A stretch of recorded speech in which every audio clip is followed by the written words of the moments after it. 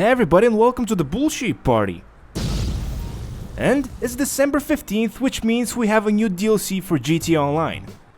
And today we're gonna review a new vehicle, which I guess we need to buy first, so let's do that. And this is the one we're gonna be reviewing today, the Toreador. And as you can see, it costs only $3.6 million. But nonetheless, we're gonna be looking at its interior, exterior, performance options and customization options in Los Santos Customs.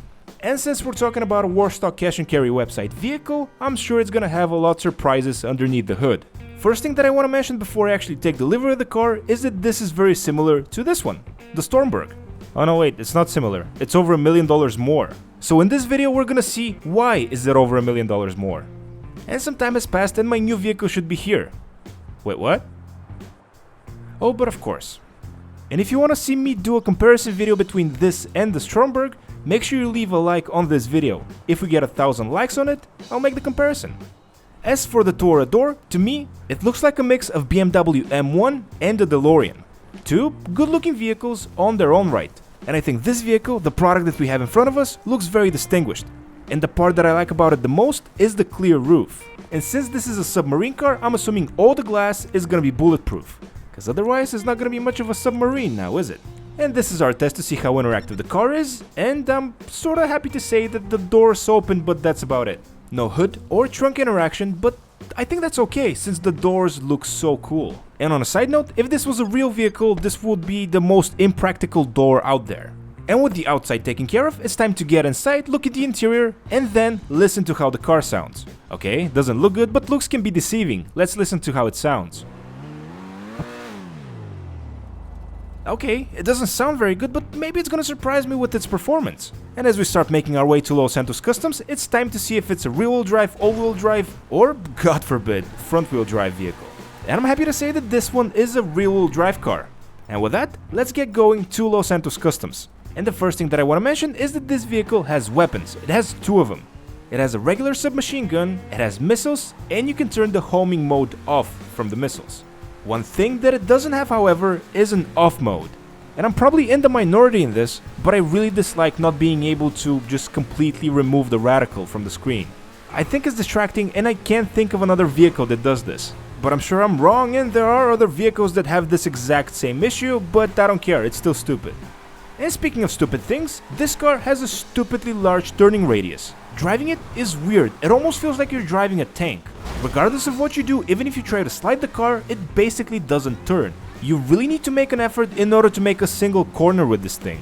And remember when I told you that having the reticle on screen all the time is distracting? Well, this is what happens. I completely forgot where I was going and just started to roam around. But in hindsight, this might be my own problem and not the game's fault, so I'm just gonna skim over it. One positive thing that I do want to mention, however, is that the vehicle has a rechargeable boost system. So, can't make turns, but at least it can accelerate fairly fast. $3.6 million. Not bad. And keep in mind, everything said so far is based on my experience with the stock version of the car.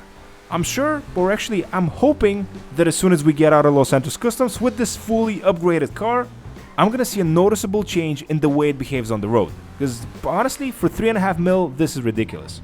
So let's not waste any time and get in Los Santos Customs. And the first thing we're going to be doing at Los Santos Customs is going through all the performance options and maxing them out first.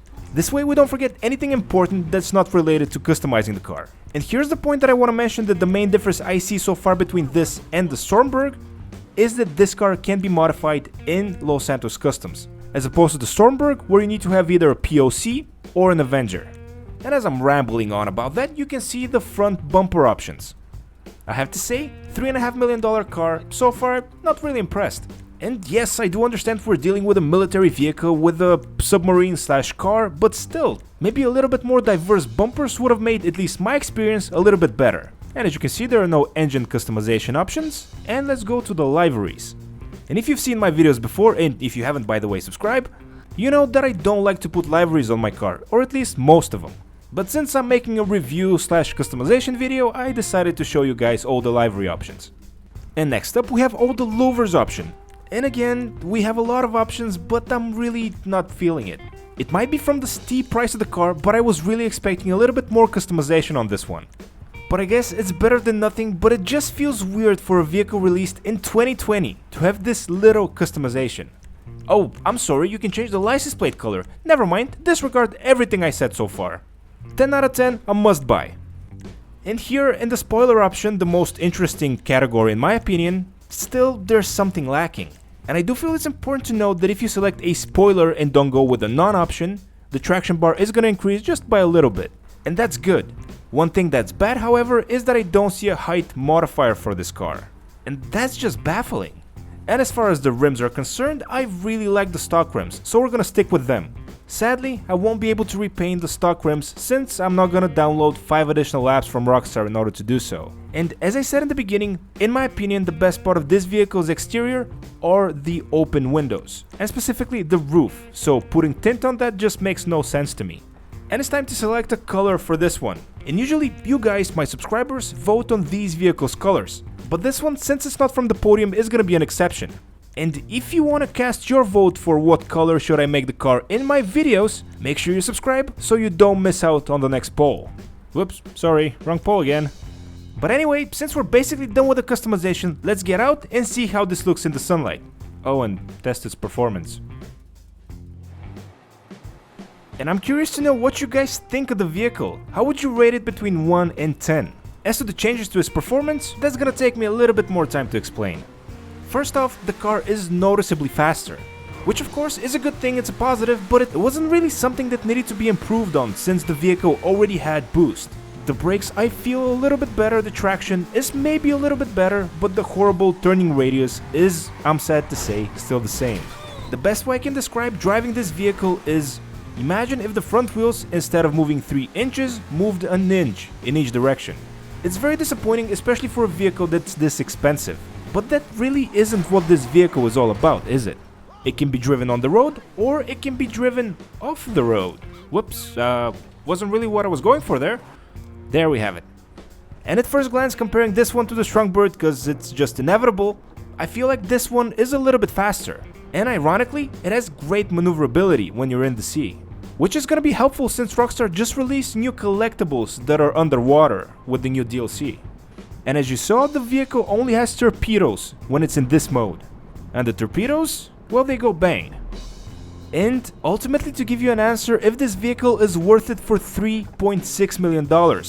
It depends on what you want to use it for. If you don't have a POC or an Avenger, it's a better option than the Strungbird. If however you do have him, better buy the Strungbird and save yourself $1 million. Customization with this one's limited, drivability is horrible, and you're basically paying over $3.5 million for a submarine with wheels. I swear that wasn't my fault. And with that, I think it's time to end this one. Please let me know what you think in the comment section down below. Do you like the car? Do you hate it? Are you gonna buy it or not? Like the video if you found it helpful, useful, or at least a little bit entertaining. Subscribe if you're new to the channel and you want to keep up with all the cool videos that I'm making. And with all that, I'll catch you guys in the next one.